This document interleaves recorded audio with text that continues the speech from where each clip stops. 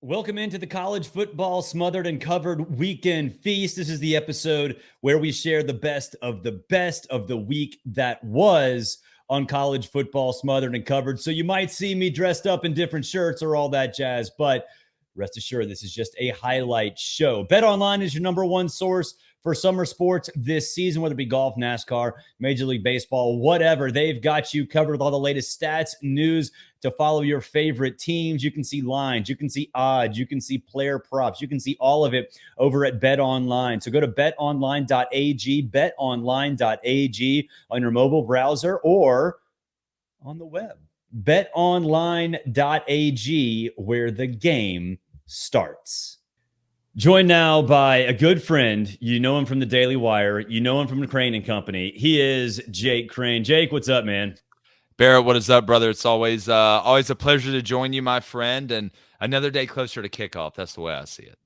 Yeah, you know what? There's no offseason in this sport because, honestly, there's always some sort of news trigger, and it's not structured like the NBA or the NFL. You never know what you're going to get. So we got Colorado. We get Colorado, and look, the portal's closed. They lost Cormani McClain. Deion's Deion. You got Shedeur ripping on former players. Just overall, what is your take of the Buffs right now? Well, we're talking about them, so it's exactly. They say no pub is bad pub. Now I don't necessarily believe that, but I think and I say this all the time on the show. I think multiple things can be true at once. Like on one hand, now that players want it in the business, and look, guys have been getting cut for a long time. I mean, it's amazing people forget the term processed, where that came from. And this and he said it. That's the one thing is Deion actually said it. He said it. But, on one hand, as a player, you can't cry about wanting in the business on one hand, and then when you get in the business, cry about the negative side of it. It's actually a great life lesson. Well, you want to get paid to play, right? Okay, that's fine. Well, you're expendable. Like if you're not doing what you're supposed to do, you're open to criticism. And I would much rather, and this happens everywhere, but it doesn't happen, it's not broadcast. Like there's you don't see the cameras in the meetings where this happens. I've got no problem with the coach saying, hey man, look, the best interest for you as a player and for us as a program is for you to transfer. And now you have freedom in the transfer portal where it's never been easier. Hell, you can actually probably make more money going somewhere else, maybe even going down to accumulate more money as opposed to staying. I've got no problem with that. What I do have a problem with is when you go on social media, regardless if that player said something or not. You are the head coach. That should be above you. It does look somewhat immature to me. So on one hand, I don't think Deion is wrong telling a guy to transfer and then that guy doesn't transfer and you don't practice him. I tried to tell you and you didn't listen. So I'm not going to put our team's well-being beneath yours when it comes to me getting paid to win games. This is how I put food on my family's table. So, and in Deion, Deion has enough money where he doesn't have to do it, but that's not the point. So I think, multiple things can be true at once. As far as Shedeur Sanders, it's just a bad business decision. You ain't got to like the guy. You can think the guy sucks, but I don't know how you look at what just happened to Spencer Rattler, where supposedly NFL GMs dropped him down because of a documentary that he made when he was 17 years old. And the guy's done nothing but change his mental makeup. And I think he's going to be better for it. And look, I said on the show, can Shedeur get away with more? Yeah, he can. Number one, he's Shedeur Sanders, right? Number two, the quarterback crop that will be coming out next year is not nearly as deep as the one that came out this year. So maybe he can afford a little bit of social media prowess, I guess is the best way to put it. But at the end of the day, it's just a bad business decision. No NFL GM is going to look at that and be like, God, I definitely want to draft him top 5 now. Like he's making fun of an FCS player now. So again, we're talking about them. That's great. But I'm telling you, Barrett, if they're not better up front, they're going to get beat by North Dakota State game 1, and they're not going to win 4 games. No, I 100% agree, but I think they are going to be better up front because honestly, they can't be worse, and a lot of those guys are gone. So that's one thing. And you're right about this, and I said this on the show too. It's like, okay, Deion came in with the Louis Vuitton and all that other stuff and said, hey, look, some of you guys are not good enough to play here. And you have to be okay if you're not one of those guys. Like just flat out, you have to be. But I think there's a reason. BetOnline sponsors the show, and they went. Same here. Shedeur was the likely number one pick on Monday of last week. On Wednesday, he was the third most likely. And it's because of this. It's not like anything drastically changed, right? It's because you have to be smarter. You have to represent your school and your family better. And this is the one thing with Shedeur. Like the Deion stuff was unnecessary too, totally unnecessary. And that's a separate conversation. But with Shedeur, you've had the same head coach for 22 years. Yeah. Like Deion's been your head coach for 22 years. You're not only representing the family, you're representing the school, and you're the leader of that program. You have to be smarter than that. So the Deion talking on social media to me is almost secondary. It's the fact that maybe he's just not coaching in a way where his leaders know how to represent the school. And I can't imagine what that's going to be like next year when he's going to have a quarterback who does not carry the Sanders name. Yeah, like, can you imagine Jalen Milroe saying that? Like, can you imagine like Carson Beck saying that? Like, it's here's what's I Kirby think Smart would lose it. Oh, he'd lose his mind because again, you're doing nothing but hurting us. And again, you can have your personal opinions. And look, man, we live in America. If you want to tweet something, do it. But I can still say it's a bad business decision. To the Deion thing, quickly though, I would much rather. Like, to me, what Deion did telling the guy to transfer, that was actually love. You want to know what's evil? What's evil is bringing the guy in and saying, no, man, you don't need to transfer. You can play here. You're going to get a shot. And then just hanging him around so you can have some third string guy in case there's anybody that gets hurt and really not playing him. That is the evil way to do it. But if you're Shedeur, here's where I think NFL GMs and coaches worry. Like, you're in college football, you're Deion Sanders' kid. And you're a hell of a player. I don't think anybody can doubt. Shedeur Sanders is a pretty daggum good football player, pretty good quarterback. But when you walk in that NFL locker room, they don't care that you're Deion Sanders' son. Are you kidding me? That's the thing with Caleb Williams. You'll be the face of the franchise and things like that. But you're walking into a totally different – this is full-grown men. These are 30-something-year-old men that rely on you being the quarterback to do your job on and off the field so they can keep living the lifestyle and change their family's trajectories for most of them. So – you want to talk about alienating people really quickly or getting put in your place very quickly? You go try and pull that in the NFL, and that locker room has a way of eating you alive, buddy. It's happened many, many times. So it's something that – and I hope Shedeur can use it as a lesson. I hope it's a learning lesson. Now, Willie, I don't know. I don't know if there's much you can tell Shedeur Sanders right now that he's going to take serious from a, hey, you need to get better at this standpoint. Well, yeah, I agree. And, we saw that last week because he got criticized for all of this. And then that night had a Twitter space for 15, 20 minutes where him and his buddies, all they did was rip on this kid. It's like, dude, you have to be better than this. Like, who's around you? You got to have better friends. It's like Deshaun Watson. Yes, like, why are you going to massage parlors? You're a rich, good-looking NFL quarterback, dude. Stop doing it. Or like Patrick Mahomes' dad, somebody get this man an Uber. Or somebody go pick this guy up. Like, you have the worst friends ever. It's the 100% the truth. It's what goes back to something that I've said for a long time. Every organization, whether it's an architecture firm, a football program, does not matter. They need to have a VP of common sense. Where in an ideal world, they don't say anything. In a perfect world, that dude just sits in the corner of a board meeting and doesn't say a damn word ever until somebody has a stupid idea. Yeah, well, and it's like I guarantee a company that needs it right now is him. Somebody should have sat in the corner and said, "No, don't send that. Bro, don't send that." Let's hold off on some bad tweets. That's for sure. So let's go West Coast. Tell me if I'm wrong about this. Lincoln Riley has a philosophical problem that he's too stubborn to change, because you go back and look at Oklahoma and even his 2 years at USC, it's like they don't even practice tackling. It's like, look, I believe in the mantra of defense doesn't win championships, just enough defense wins championships. And that's a moving target based on personnel, philosophy, all that other stuff. But Lincoln is too married to that philosophy. Am I right or am I wrong? No, I think you're right. I just wonder now, are we going to finally see the change because he got rid of Alex Grinch? Like, is it something to where a new guy comes in there and Lincoln's willing to say, listen, I understand where my fault is. We keep seeing the same movie every year with Lincoln Riley. Like it's It is. whether it's Oklahoma, whether it's USC. Now, again, I hope he figures it out because I think Lincoln could be one of the greats if he does figure it out. And he knows balance is what wins. Like, I don't care if it's basketball. I don't care if it's baseball. I don't care if it's football. When you're playing in a sport where there is a postseason, where it's single elimination or a series, NCAA tournament's a great example. UConn could beat you 95-90, and they could beat you 66-61. Yep. They can win in multiple ways. We see this in football all the time. I always use the example of even the best offenses we've ever seen.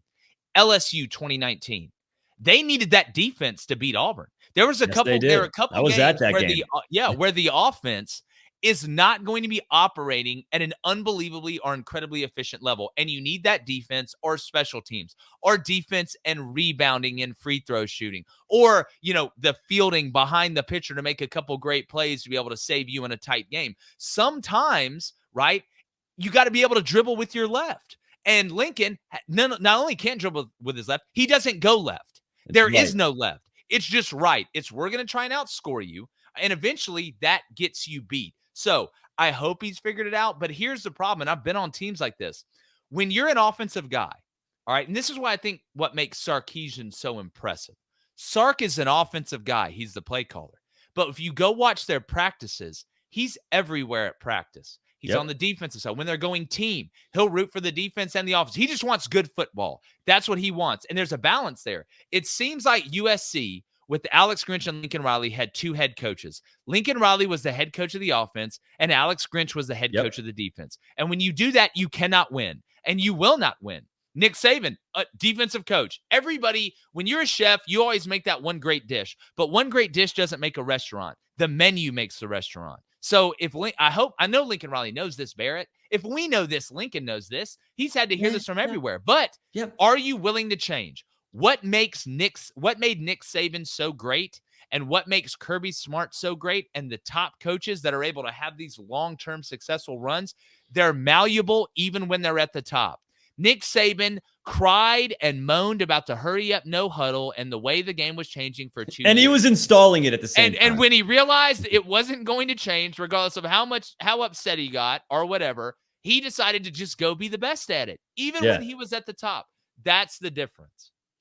Yeah, you mentioned you referenced being a chef for USC. I view it like as a corporation. It's almost like Lincoln is the VP of marketing, Alex Grinch was the VP of operations, and there was no CEO overlooking the whole thing. That's exactly right. It's like, well, Lincoln, you actually have to have your hands in the cookie jar. I think a lot of it's almost like he took the CEO role a little too far, right? He's like, okay, well, I'm going to let my coaches coach, but only on the defensive side.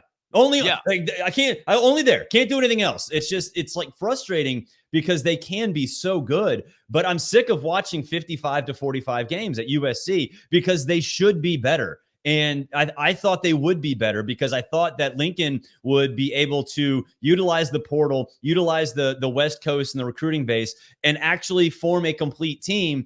But he just doesn't try. He dubbed himself the king of the portal. And I'm looking around going, where? With Bear Alexander? Come on. Yeah. Like, he couldn't even start at Georgia. Yeah, I mean, he's transferred more times than Western Union. But like you always say, you hear the saying, you have two quarterbacks, you don't have one. Well, you have two head coaches, you don't have one. And in fact, Lincoln Riley did the opposite of what has made Kyle Whittingham and Dan Lanning so successful in the Pac-12, right? What did they build their team on? Balance and physicality, right? You can't be Cirque du Soleil and win this thing. That's not how it works. So I hope Lincoln's figured it out. I think you have to change the way you go about things structurally. And that doesn't mean you can't call the plays, Barrett. That doesn't mean we see guys that are successful that call the plays. It's detaching yourself from saying, I'm an offensive guy that's the head coach of a football team. It's no, I'm a football guy that's the head coach of all the football team. And if Lincoln doesn't take that next step, then we're going to continue to see this over and over and over again. And USC is not a soft place. Like, that's the funny thing.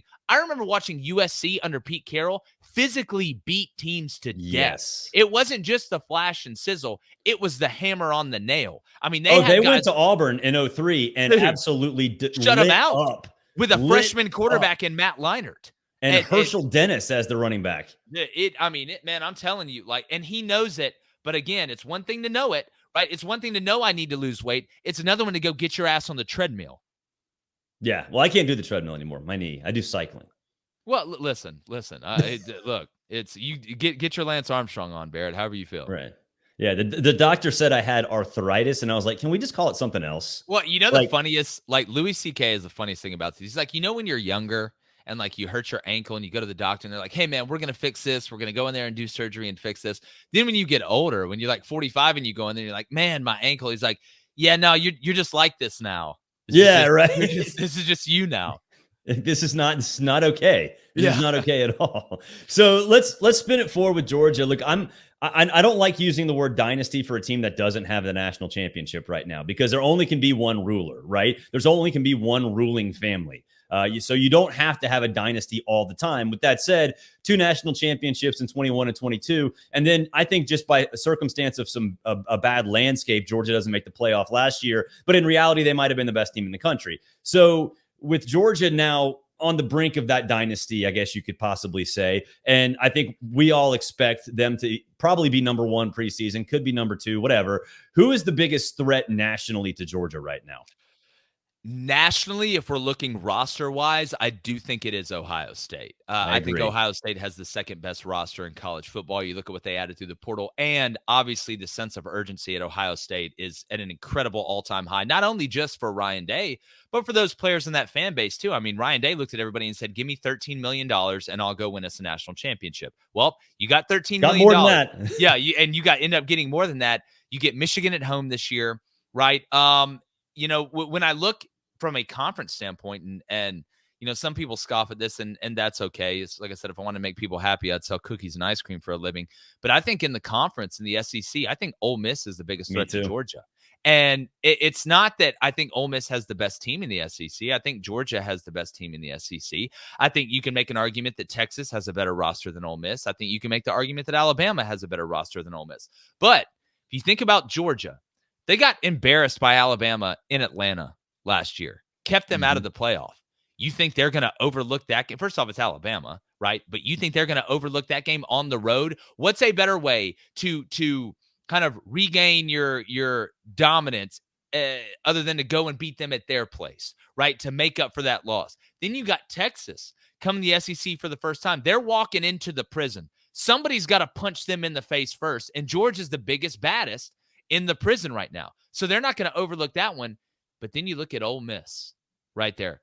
People say, I don't care what you say, all right, to the common fan, to the common person, to probably the common SEC player, the name Ole Miss does not strike the fear of God in you the way that Alabama and Texas does. You can do all the mental gymnastics you want. You can try and say it, but people still view Ole Miss kind of like the way they view USC right now. Really good on offense. Can't tackle anybody on defense, even though last year they led the league in turnover margin. They were one of the tops in the league at disruption in the backfield.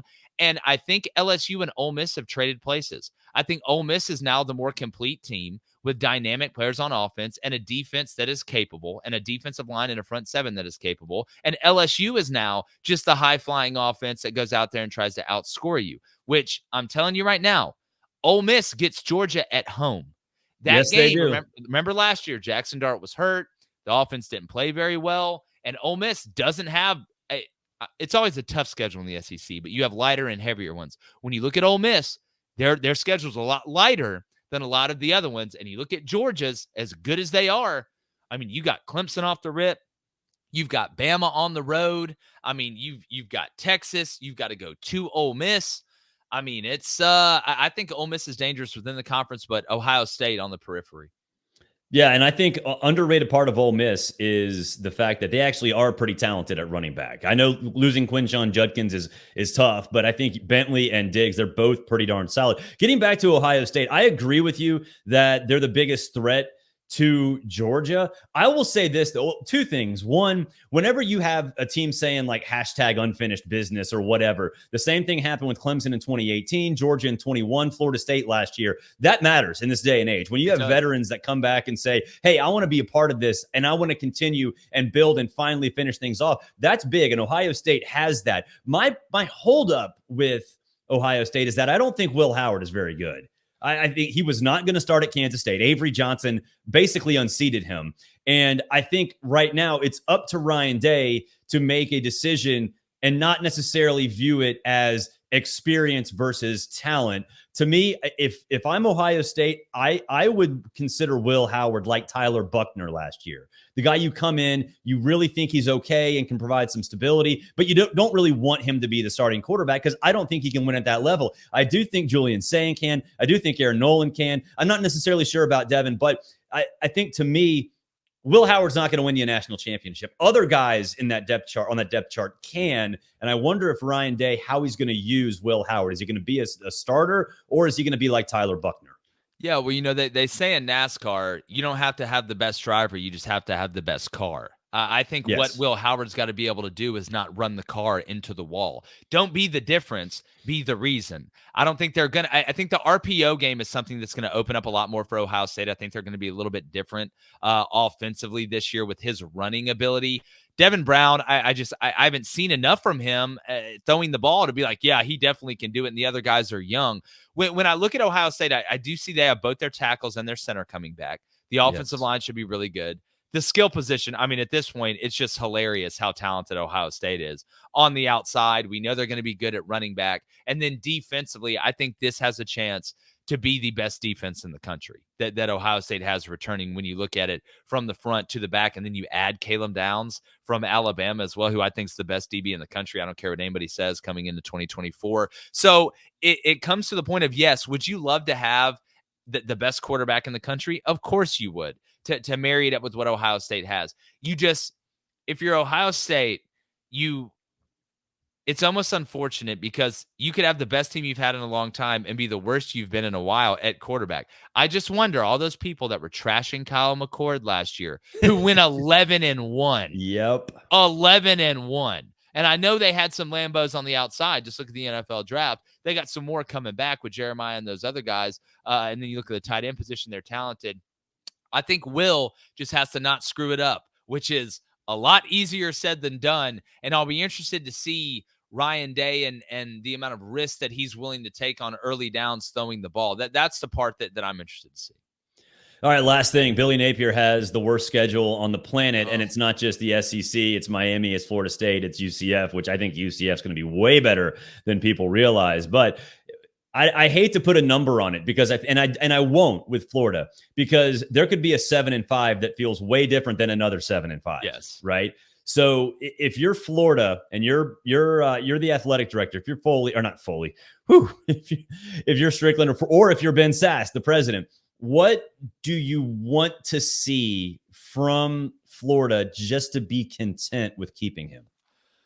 Well, and Barrett, you're 100% correct. Every 7-5 is not made the same. Every 8-4 is not made the same. I think if Florida needs to beat somebody they're not supposed to beat, that they need to beat somebody that nobody thinks they have a chance to beat. I think he can get away with 7 if that happens. But the main thing is, you've got to put a competent product out on the field. I think what's hurt Billy Napier the most, and look, it's Florida. The standard is incredibly high, and it should be. We've seen how good Florida can be, and we know how talented that state is alone just in high school recruiting, let alone being the national brand that they are. But it's the way that they've lost, right? And I'll give you a great example. Utah, game 1 last year. Utah comes out, score a touchdown. You score 1 right back. You stop them, should have a 3-and-out. It's 4th and 4. And you have 2 guys with the number 12 jersey go out on punt return. On 4th and 4, it's a 5-yard penalty. They get a first down, score a touchdown on that drive. And that ended up being kind of the pulling away point where it felt like Florida was always catching up. It seems like they're not organized. That's what because you cannot win if you are not organized. And the penalties, right? I thought Graham Mertz played way better than I expected him to last year. And in reality, they had a top 50 offense in the country. So it wasn't like the product was just awful. But you have got to stop. Look, if you're going to lose because you just got beat, not because you beat yourself. So if I had to put a number on it, at least if it's going to be 7, it better be the right 7. You better beat somebody you're not supposed to, and it better look good and clean and crisp around there, and you should handle business against the teams you're supposed to handle. But Barrett, last year we're sitting here saying, all right, well, they're probably not going to fire Billy Napier, last year because they don't want that new coach to inherit this 2024 schedule in his first year when you're probably going to get gutted by the portal and start off on the wrong foot. Well, go look at 2025. It's not getting any easier. It's pretty much the same thing. You're just flipping where you're going on the road and at home. So I think they want every avenue they can possibly pursue to keep Billy Napier. They are hoping for that. I don't think it's hey, we want to fire this guy. Let's let him get his ass beat this year, and then we'll fire him. I think they're going to try and do everything they can to hold on, and I hope Billy figures it out because I do think Billy has a chance to be a good football coach. It's just you can't look incompetent. It's like they say, fat and slow is a bad way to go through life. Yes, it is. Well, and I would say, to add on, you can't go 0-2 against Miami and UCF. No, you got to get at least one of those. You got to get at least one of those. Florida State going undefeated didn't help either. No, it did not. There's no doubt about that. Jake, it's awesome to talk to you. You're always welcome on this show. You do a great job over at Daily Wire on Crain and Company. Tell everybody how they can get you. Well, same thing here, Barrett. We love when you come on the show. You always kill it. Our audience loves you. Look, if you like listening to Barrett, which if you don't, that's a you problem, then you're going to love checking out Crain and Company. Go to YouTube, Apple Podcasts, Spotify, Daily Wire Plus, CRAINN Company. We go live each weekday morning, 6:30 a.m. Central to 8 a.m. We have live calls and a live chat. Talk a little bit of everything, but look, we know football's the big bad wolf. We know that. But Barrett, it's always fun, buddy. And come on, Braves. All right, I know we got a long way to go. Let's get back offense. On just a little bit. Come on, Matt Olson, figure it out. I want Matt Olson over 200, like baby steps, just over 200. The good thing is we have 411 regular season games left, so there's plenty of time for the Braves to figure it out. It's been too long without an offense, though. Just saying. Very true. This is getting annoying. Jake, appreciate it. Anytime, buddy. So this is going to be a little bit rapid fire. And like I said, if you have comments, leave them in the comment section. I'll get to them. But a little bit of rapid fire, and not necessarily rapid fire, I should say, because there are, six, I should say, quarterbacks we're going to get into here on the show. So it's going to take a little while. Like these shows generally are 23 minutes. That's kind of how this is done on the Believe Network. So we're going to try to get all these guys in over the course of that time frame. So without further ado, let's go right off the bat. Michael Vogel, Pro Football Scout for FTSN, wants to know about Riley Leonard. Thinks Riley Leonard is going to be the guy who comes out of nowhere and contends for the Heisman Trophy. And of course, Riley got banged up at Duke, transferred to Notre Dame, kind of following the Sam Hartman path from ACC to South Bend. Look, I like Riley Leonard a lot. I think this is actually a very, very good pick to contend for the Heisman Trophy. He has the talent. We've seen that. We saw that at Duke under Mike Elko. The dude is phenomenal, whether it be through the air or on the ground. Now he's banged up, but he's got all that you need to contend for the Heisman Trophy. He's in a very high-profile place at Notre Dame.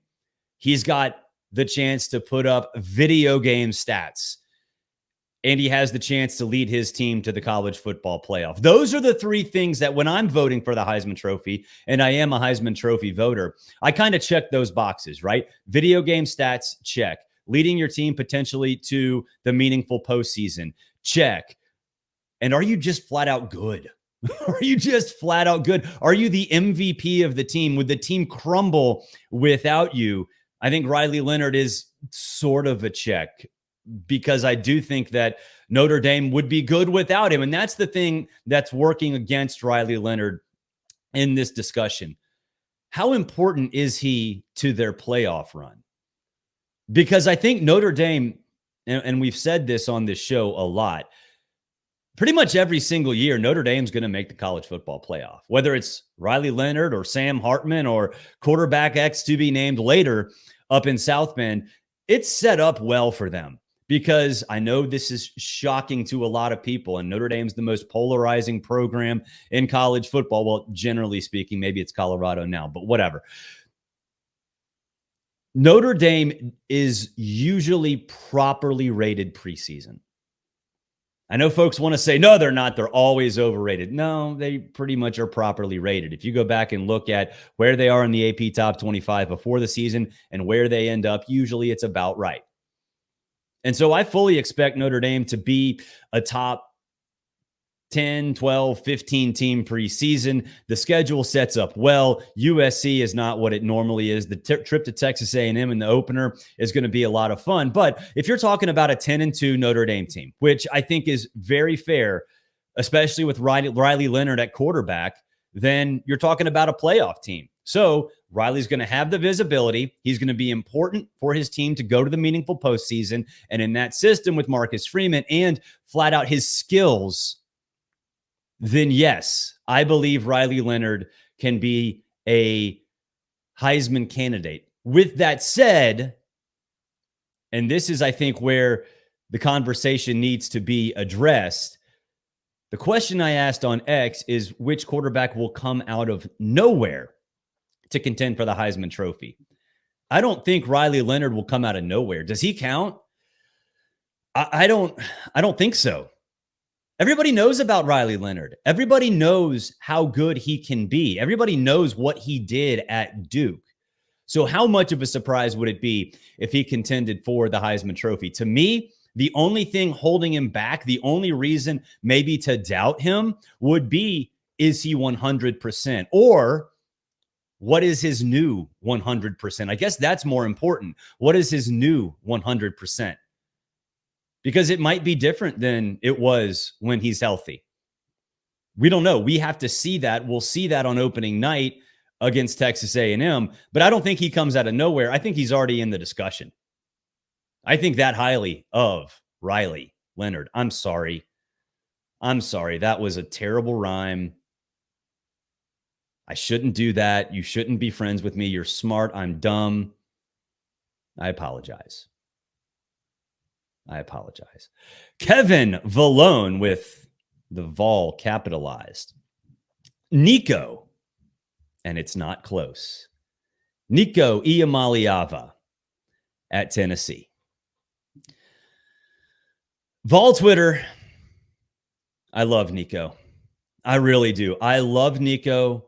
What he did in the bowl game, though, was not as big as it's sort of being made out to be. Sure, he scored twice on the ground. I get it. But did he have this monster record-setting game? Not really. With that said, and the question that I think is being asked all over, certainly in SEC country, but I think anybody who's even talking about Nico is whether he's Joe Milton, who had a pretty good Orange Bowl 2 years ago and then kind of tanked last year, or is he Hendon Hooker, a transfer who comes in and lights the world on fire? Like, that is ultimately the question that will determine Tennessee's season, right? And he's more Hendon Hooker than he is Nico Iamaleava. I'm sorry. That's his name. Nico is more Hendon Hooker than he is Joe Milton. Because what did we know about Joe Milton? He only had a fastball. What do we know about Nico Iamaleava? Higher ceiling. We haven't seen whether he can make every single throw. But we know he has that in his bag. So he's going to make mistakes. There's no doubt about it. He's going to make mistakes. But judging from his high school film, he's got a more versatile repertoire than Joe Milton. So to me, he's more Hendon Hooker. Plus, he's in a system that fits his skill set. Now, it fit Joe Milton's skill set too, but Joe Milton didn't have a curveball. He didn't have a changeup. I think Nico does. Now, when we're talking about the Heisman Trophy, getting back to my checklist, getting back to what I think about when I'm voting for the Heisman Trophy, and yes, I am a voter. How valuable is he for the team? Very valuable. Without Nico, they're not contending. Is he going to put up video game stats?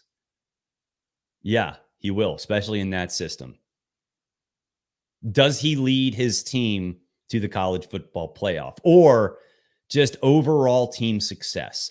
That, my friends, is where we run into a little bit of a roadblock. Is Tennessee going to make the college football playoff? Right now, I think they're a fringe team.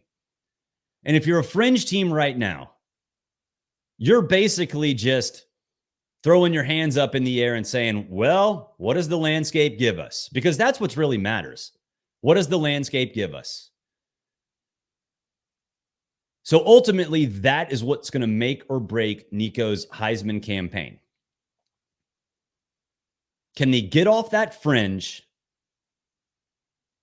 and be legitimately in the mix in November, in late November? That's what it's going to be. But would he qualify as coming out of nowhere to make a Heisman Trophy run? Absolutely. No doubt about it. It would be completely out of nowhere. The dude hasn't done an awful lot in college at all. So yeah, he qualifies. Could I see it happening? Yes. I think right now Tennessee is one of those bubble teams. I think if Nico gets hot, then yes, he might be able to lead them to the back end of that college football playoff. Again, it's kind of what the landscape gives you. So it's hard to sort of predict exactly what Tennessee will be, and the video game stats will be there. There's no doubt in my mind that the video game stats will be there. JFV_golf on X. Cameron Rising in big time caps. Cam Rising. Tell you, I would love to see it. I'd love to see it. Dude's been through a lot. Dude has been through a lot throughout his career, but we've seen what kind of player he can be. One of the most dynamic players in the country when he's healthy. When he's healthy, there's no doubt about that. Again, sort of with Nico, what's his new 100%? He played in the spring a little bit. Sounds like he's a full go. That's fantastic. What is his full go? That's the biggest question. Video game stats? Yes. Talent and value to his team? Yes. Can he lead his team to the college football playoff? Again, with Nico, that's where we get into a question. Can Utah make the college football playoff in the Big 12? If Texas and Oklahoma were in the conference, no. They're not, though. Who's the power in that conference? Oklahoma State? Yeah. West Virginia? I like West Virginia. We'll talk about the West Virginia quarterback coming up in a second, actually. But there's no power. There's no superpower that can jump up, win the conference, and most likely earn one of those top 4 seeds, because I don't think there's going to be a group of 5 team that jumps up and is a top 4 conference champion. So somebody in the Big 12 is going to be a top 4 seed. Why not Utah? Why not Utah? Now, this would be a team that can get in but not win it. We've seen a lot of teams like that before. Michigan State in 2015 is a perfect example. But Kelly Bryant, when he was the quarterback at Clemson, we've seen those teams before.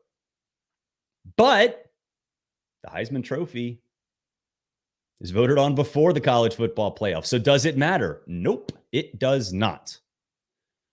So this is a good pick. I really like this pick. I think when all is said and done, yeah, he would come out of nowhere. I don't think there's any doubt that this would qualify as somebody coming out of nowhere, not because people don't know who he is. I think a lot of people do know who he is. But with the injury, what are the expectations? What are the expectations? To me, I think nationally, the expectation would be good, not great. Good, not great. That's not the way it should be. But let's be honest about who Heisman Trophy voters are. I'm a voter, but I follow college football 24/7, 365. There are a lot of other voters who don't. They're national media members. They are focused on the NBA right now. They will be focused almost exclusively on the NFL in the fall. There are a lot of them. There are even voters who don't even work in sports anymore, or at least in sports media. Do they know who Cam Rising is right now? Probably not. And if they do, they just know his name. They don't know his game. Sorry, another rhyme. I apologize. I really do. I do not, look, y'all, I do not mean to do that. I really don't. I do not mean to do that. But I think, yeah, he qualifies as coming out of nowhere. Tyler, Ray21 Tyler on X. Cade Klubnik.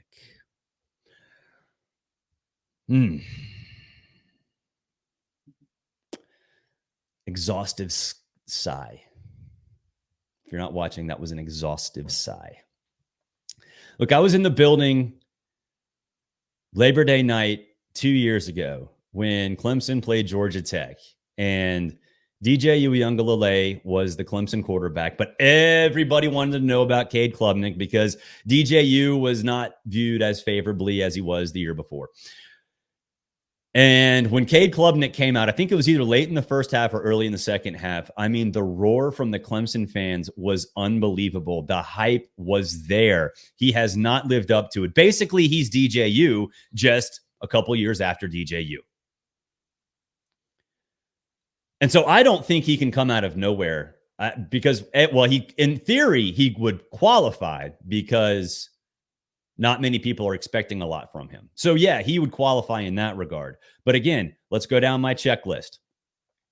Video game stats, he should, but in that system, is he capable of it? I don't know. I don't think so. Does it matter? Not really, because I think the ACC is down. So Clemson making a college football playoff run and potentially being a top 4 seed, I think is absolutely possible and maybe probable at this point, but it won't be because of Klubnik. It'll be because of the defense. I don't think he's capable of video game stats. With that said, yes, they can play. They can make the playoff. In fact, I think they should make the playoff, but it won't be because of Klubnik. Now, if I'm wrong, and that's the biggest thing, if I'm wrong, then yeah, go ahead and book that plane ticket to New York City. He will be in New York, and he might dang near win it. But I just don't think he's capable of that. I don't think he's capable of just being a stat monster. I think Clemson, if they're going to do something, it's going to be old school, which is fine. Like, they can do that. They've done a good job of that in the past. I'm just not buying Cade as being as much of a power as he needs to be in order to make a run to New York. Ryan Fernandez on Facebook. Clemson fans know what a good QB looks like. Trust the roar. That was the roar 2 years ago that I mentioned. But nobody has seen him yet. That's the thing, is when that happened, nobody had seen him yet. He was just sort of this mythical character. And now he's not. And people have seen it. And I don't know if people like it. Same thing with DJU. People had saw a glimpse of it when Trevor was out with COVID during the COVID year, when DJU went up and put up video game numbers at Notre Dame, even though they lost. But we hadn't seen Klubnik at all. That was when the hype was there. And then I think a lot of people fell out of love with him very, very quickly.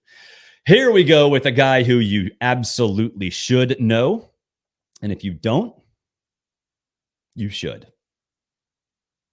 Garrett Green, GG6 from West Virginia. This is RJ2, Robe the Boss on X. Garrett Green, the signal caller for the West Virginia Mountaineers. Buy. Buy all the stock you can with Garrett Green.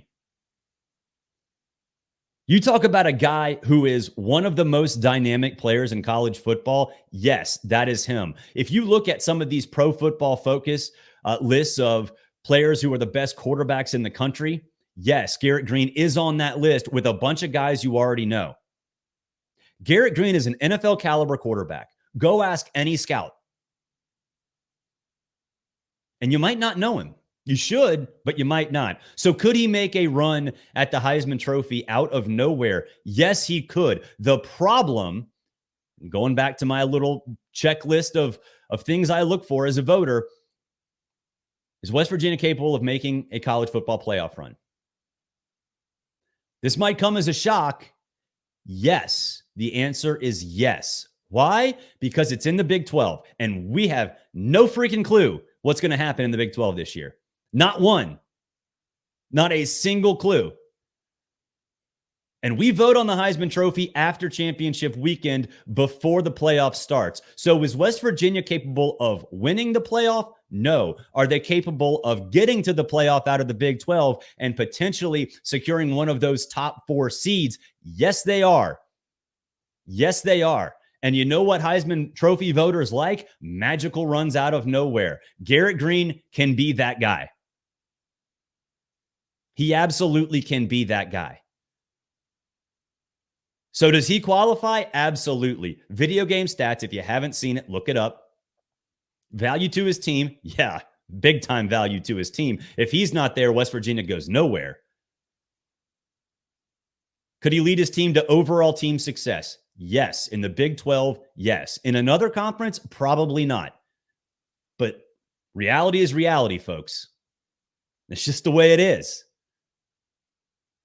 So yeah, he'd qualify, and I love it. I can't wait to see him play. We had Neil Brown on the show a couple weeks ago, and if you have not watched that episode, go back and watch it. Neil breaks down basically everything that went on during spring practice with the Mountaineers, and there's a lot to be excited about in Morgantown. All right, last one before we hang up the headset that I'm not wearing right now. Garrett Nussmeier, this from Will Dunn, at Real Will Dunn on X. Garrett Nussmeier. All right. LSU quarterback, won it last year in Jayden Daniels. Nussmeier is not Jayden Daniels. He does not run like Jayden Daniels, period. Is he a willing runner? Yeah. But is the offense going to look the same? No. A, because Jayden Daniels isn't there and he's a different kind of quarterback than Garrett Nussmeier. And B, is a change in offensive coordinator. So with Garrett Nussmeier, yes, he's up on a lot of these lists. I mentioned Pro Football Focus with Garrett Green. Nussmeier's on those lists too. And if you look at the Vegas odds, like on BetOnline, you can see that he's up there too. He's in consideration in those odds. I'm not willing to put him there yet. And there are a couple reasons why. Yes, LSU can make a run to the playoffs. So check that box, right? Is he capable of putting up video game stats? I don't know. Nobody does. It's a completely different LSU offense. You lose Neighbors. You obviously lose Jayden Daniels. I'm not willing to put Garrett Nussmeier in that situation. But also, will he have to be in that situation? And ultimately, that's the question for LSU this year. Does Garrett Nussmeier have to put up video game stats? Because that all depends on the defense. Jayden Daniels had to last year. There's no doubt Jayden Daniels had to be what he was last year. Otherwise, LSU wouldn't win any games. That might be different this year. They might dial it down a little bit because why get crazy if you don't have to, if your defense is at least going to keep you in games? So I'm not sold on Garrett Nussmeier coming out of nowhere to be a Heisman Trophy favorite or Heisman Trophy contender right now because we don't know what he's going to be. We don't know what he's going to have to do. We don't know what that offense will look like. We can guess, and that's totally fine. That's why I like this kind of show, because everyone's going to have different opinions, and that's great. We love that. But I do think that's a little aggressive, at least at 10:22 a.m. Eastern time on Friday, May 10th. Things could change. Got a whole lot of offseason left, don't we? Joined now by a good friend. You know him as a Fox News contributor, a guy who I've been friends with for a very long time. He is Joey Jones. Joey, what's going on? Not much, man. Thanks for inviting me on. Listen, I talk about, politics that can be divided for a living. So thanks for bringing Right. me onto a platform that's way more divided, a sports platform. So it's the pressure's on today. Yeah, well, I wanted to bring you on because you're a Georgia fan. You're from Northwest Georgia, around Yeah. Dalton. So, and I've known you for like you're passionate about Georgia. You're passionate about sports. We've run into each other at Braves games a lot as well. So and I just like bringing my friends on the show. So that's always good. But first, before we get into the sports angle, people probably know you. They probably know you from your injury and your time at Fox as well. So I guess introduce where you've been, who you are, how you got into the military, and what ultimately happened to you.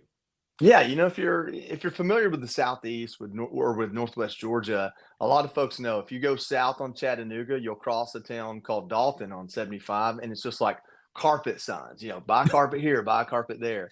So that was me. I was born and raised in Carpet Town, USA, Dalton, Georgia, and didn't really do much in Atlanta or around Atlanta. But my dad was a diehard Braves fan. He was a bigger Falcons fan probably than I am, and we all understand why that is right now.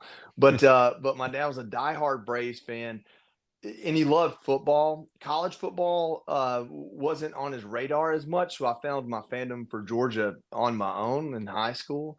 But yeah, I served 8 years in the Marine Corps, and when you join the military, I joined not knowing anything about the Marine Corps. I had no idea. Like my family were moonshiners. If they did public service of any kind, it was because they got in trouble over the weekend and they were picking up trash. I mean, we just didn't have that. And so when I joined the Marine Corps, I didn't know anything about it.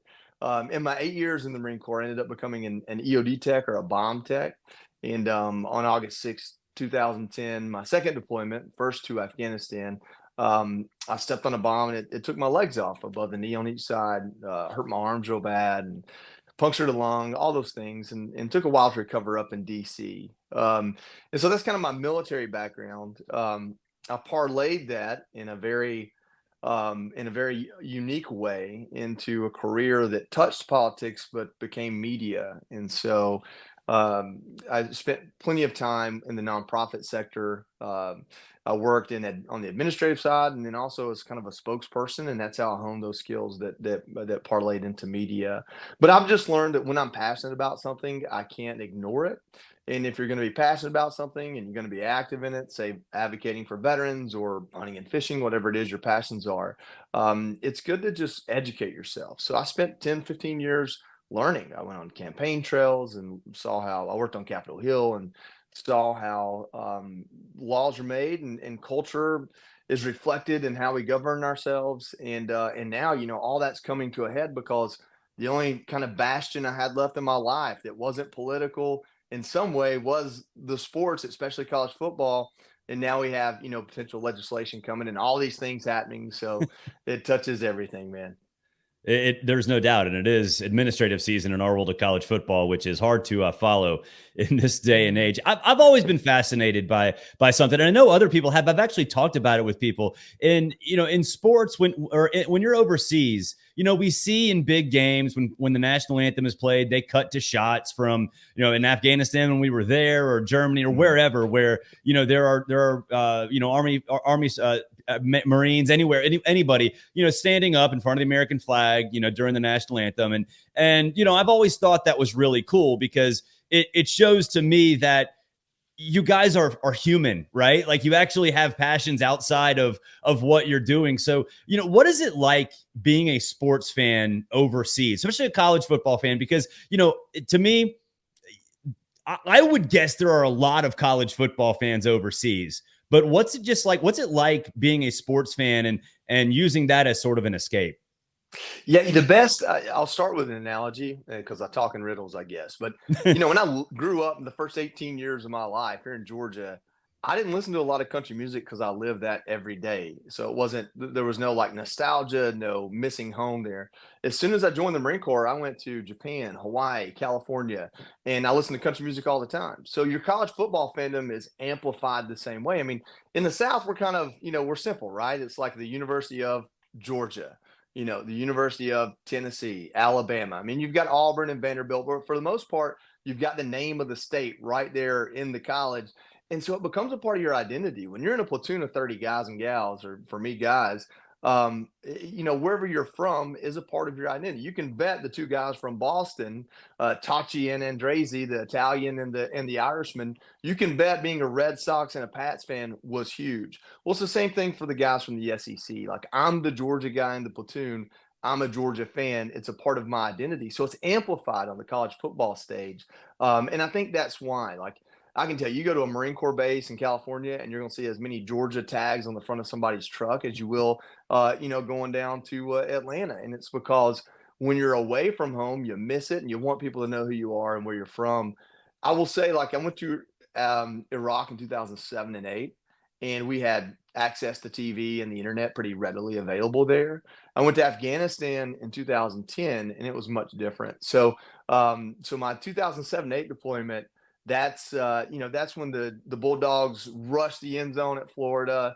That's when Georgia had a couple of big games, but then kind of fell short there. And just overall, my time in the Marine Corps was when Mark Richt was coach, so we knew we could win 10 or 11 games, just not the big ones. Yeah, that's so interesting to me that, you have college football. Like, when you were over there, did you find yourself maybe learning about other sports, people from, like you said, Boston, who are Red Sox fan or hockey fans? Do you ever find yourself just kind of sitting around and listening to other people's stories and saying, wow, you have the same passion that I do, just in a world that is completely separate from my Southern roots? I'll tell you this, college football is king no matter what the group setting is. So there were fans of other schools, but they eventually had to pick up a Georgia or an Alabama or an SC or a Texas at that time, because that really was the big conversation. I did when I was in DC after I was injured, I went to some Capitals games and absolutely loved it. So I've got an affection for hockey, but because we don't grow up playing it, the context isn't there. So the passion it's hard to create passion. It's just there. Like, for example, I went to the Falcons Super Bowl in Houston, and ever since then I've been heartbroken. But if they had a good season, I'd be just as passionate again. And so, you're kind of born with it. And I think, like, in the South specifically, there is a huge emphasis on state pride. Like, I'm from Georgia. And so in the Northeast, I think it's a little bit different. I mean, you got the New England Patriots, and then you go to New York and there's like 4 teams, between the baseball and NFL. And so it's almost, that state pride of that's who I am. I'm one of those people. We have a culture. I mean, everybody's chasing Texas on that because it is so unique. But I think in the Southeast, especially, college football rises to the top for that reason. After that, I'd say the MLB is probably a big deal. I mean, NFL fans to me are more regional. It's Northeast and Midwest. Yeah. And college football is kind of everywhere. Yeah, I mean, I tend to agree. I didn't know you went to the Super Bowl. I had some friends some other friends that went too. What was that like? Like, what was that? What was the end of that game like in person? What was crazy is I went with Nate Boyer, who, for those of you that don't know, he played as a long snapper and like a third string DB for the University of Texas for 4 years. But what they don't, what some people may not know is he did it as a 30-year-old Army veteran. And so he walked on, Mac Brown gave him a spot, and he earned a starting role. And so Nate's got this really cool story. He went up and did preseason with the Seattle Seahawks, actually. So he's got a little bit of NFL experience. And we went there together. We were doing stuff, and people, when you go to the Super Bowl, there's this whole circus the week before of media and events. And so we ended up with 2 seats, and we're sitting there, and he's cheering for the Falcons because he doesn't have a reason not to, and he knows I am. At halftime, 28-3. So what do? I get up and I go buy a T-shirt for every member of my family. I probably spent $300 on T-shirts. Oh, no. It takes a while to get back to my seat. I've got a big gulp Pepsi with the logo on it for each of us. By the time I get back to Nate and hand him his drink, I think the game we're up by 7 or the game is tied. It's right about the point of that crazy catch between the legs. Mm-hmm. And so I'm like, what in the world just happened? Like, I wanted to just leave those T-shirts sitting there. Like, I wasn't heartbroken. My jaw was on the floor. It's like, how did this even happen? Because I didn't see the third quarter. And but I'll tell you, walking out, I think the Patriots fans are just so used to winning. They weren't even obnoxious. Like, I went to the Georgia-Texas Sugar Bowl, and after the game, the Texas fans were just outright mean. But after the Super Bowl there with the Falcons, like, they didn't. The Patriots fans were like, good try, good job, little buddy. That's all. Pat you on the head, move cool. on. Yeah. Yeah. But That's wild. no, it was fun.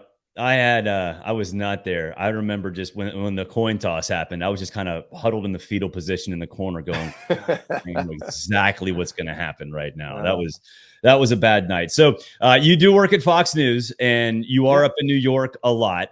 And so, but you have people from all around in the media business. I know there are some Georgia fans up there. I think Mary Catherine Ham's a big one. But what's it like, sort of being passionate about college football, sort of in a business environment that probably is not necessarily accustomed to your kind of passion in the college world? It's not as fun as it was in the Marine Corps, I'll tell you that. In the Marine Corps, like every day, my friendship was challenged with the Alabama fan. But up there, they're Northeast. So I've got one coworker, Todd Pyro, big New York sports fan. So I think Mhm. he's Giants, and I can't remember if he's Mets or Yankees, maybe both. And so he'll want to talk sports, but when it comes to college football, he just knows kind of those top end headlines because he's not watching. We do have, it's really crazy. So the media school at Georgia, I can't think of the name of it right now. It's a pretty good school. So we have, I think, 3 producers on our morning show that are University of Georgia grads, 2 if not 3. And so it's cool when we are doing well. I wear my Georgia lapel pin. There's a little Power G right here, and Mhm. when I'm hosting on Saturdays and Georgia's going to play, and I'll end the show and I'll kind of yell out "Go Dogs" as the show's fading away, and I little things, you can't do it too much or you're gonna, it's gonna be too much. It's a news show, but I make sure that people know that I'm a Bulldogs fan, and it's fun once the season gets going because then I've got producers coming in. We've got a guy, Mark Meredith, that covers the White House. He went to Georgia, and so we actually have a pretty good representation up there, the state of Georgia and then the University of Georgia as well. One of my co-hosts I work with most is a guy named Will Kane. A lot of sports fans know him. He was with ESPN for a long time. He's a big Texas fan. So last year was difficult for me because I've had the Braves over him, I've had UGA over him, and then last year you have an All Texas World Series, and you have the University of Texas essentially winning the SEC by beating Alabama, and Alabama beating Georgia. So Yeah, I've actually been on Will Kane's show, and we talked a lot about Texas. I guess what's the conversation with him like? yeah. Because Texas is moving into the SEC. Do y'all get into it a little bit? He's a nice guy. So he doesn't talk smack. He's kind of like almost fake humble right up until Texas is really making it happen. And then it's more of a I told you so. So I hate those kind because I just want to bring the firepower. I want to tell you all the Right. reasons Texas sucks. And he won't do that about Georgia. He just kind of lets the game decide. So back-to-back national championships. We'll move on the field right now. Back-to-back national championships. Just for you, being a Dalton guy, kind of going through what you've been through and sort of spreading that love for Georgia around through your platoon and through everybody else in the military. What was that like with back-to-back national championships in your world? Man, that first one was just insane. And I think what I've learned, and to the Alabama fan base, they're going to roll their eyes at this because they've known it for a long time, or maybe they don't feel that way at all. That first one was so special. I don't think I appreciated the second one at all. Like, I think Mhm. it was like the I don't even want to say it was expected. It just, I mean, we were still riding high on the first one in 40 years. And so it was one of those things where it's like, well, how do you celebrate 2 in a row with Stetson Bennett, a homegrown guy, and then it becomes, well, does that mean anything less than a national championship is disappointing? I mean, winning the Sugar Bowl is kind of a big deal. Winning the Orange Bowl is kind of a big deal, and so it's been fun to have that problem, though. It's been fun to have a problem to where college football is as difficult and competitive as ever to win in. And we want to know if not winning the national championship should be a disappointment or not. Well, this year you're going to find out, I think, because the Yeah. expectations are super high. When you look at Georgia going into this year, is it national championship or bust in your mind? No, it can't be.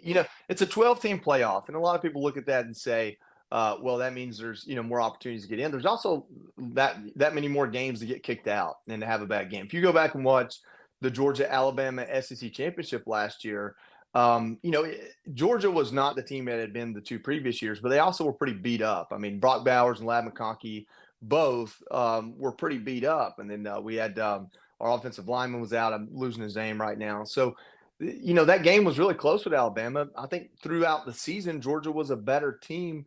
But then you go back and look at the 2 years where they won the national championship, and you see games where just everything fell Georgia's way. And you take a step back and go, hey, that's football.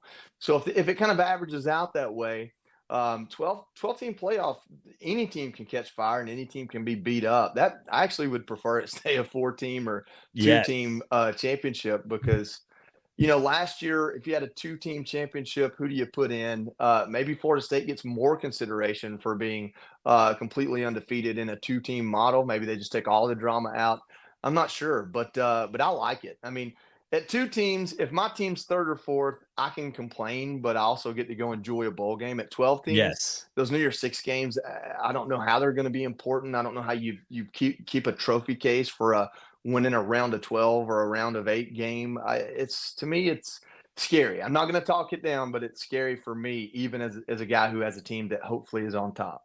And this is why we're friends, because we are in agreement about the postseason. You are not part of the postseason expansionist complex. It's everyone's pushing it that direction. Minimalism is good. All right, you can't say you don't know, because now the city and state of Georgia, we used to be Losersville. Now we have championships. We have the Braves World Series. Georgia has 2 national championships. You have to pick one in 2024/2025, because that's when Georgia would play in the national championship. Braves World Series or Georgia national championship? The one I want or the one I think will happen? The one I want would probably be the Georgia national championship. The Georgia national championship, just because Texas and Oklahoma coming to the SEC, Alabama fans finally having a chance to go into Tuscaloosa favored. I want Georgia to meet all those expectations.